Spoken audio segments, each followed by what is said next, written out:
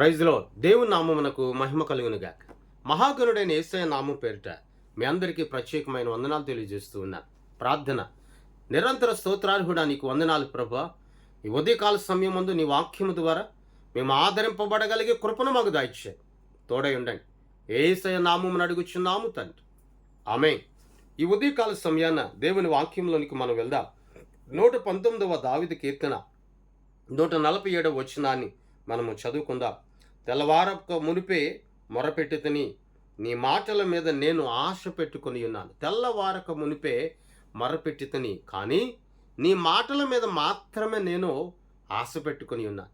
ఇలాగా ఈ క్రింద ఉన్నటువంటి 2వ లైన్లో ఉన్న ఈ మాటను బట్టి మనం చూసినప్పుడు కొన్నిసార్లు మనము మనుషులతో మాట్లాడతాం, అయ్యా నాకు దగా చేయొద్దు, నన్ను మోసం చేయొద్దు, నీ మాట మీదే నేను నమ్మిక పెట్టుకొని ఉన్నాను, నాకు సహాయం చేయము అని అనేక మార్లు మనుషుడు సేదరించుకున్న, మనుషుడు అసహించుకున్న, మనుషుడు నిన్ను తృణీకరించిన పలుమార్లు మనుషుని దగ్గరికి వెళ్ళి నువ్వు మాట్లాడుతూ ఉంచావు. ఈ ఉదయకాల సమయం ముందు ఈ వాక్యంలో ఉన్నటువంటి మాటను మనం జ్ఞాపకం చేసుకుందాం. దావీదంచెడు, అయ్యా తెల్లవారక మునిపే నేను మొరపెట్టుతని.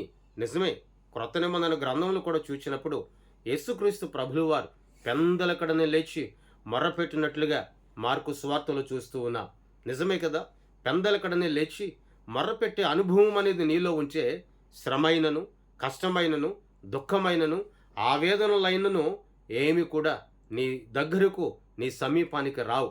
ఎందుకంటే విలాప వాక్యాల గ్రంథంలో ఒక మాట ఉంది, రేయి మొదటి జామున లేచి నీ బిడ్డల కొరకు, నీ ప్రాకారముల కొరకు నీళ్లు కుమ్మరించినట్లుగా ప్రభు సన్నిధిలో, ప్రభు పాదాల చెంత నీ హృదయం కుమ్మరిస్తే ఆ ప్రార్థన వినిన దేవుడు నీ జీవితంలో అద్భుతాన్ని జరిగిస్తాడు.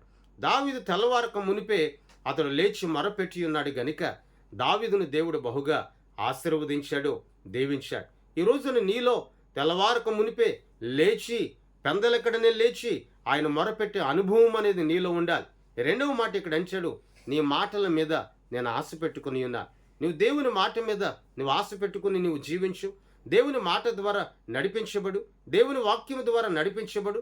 ఆ వాక్యమే, ఆ మాటలే నీకు కావలసిన సంపూర్ణమైన శక్తిని కలుగు చేస్తాయి.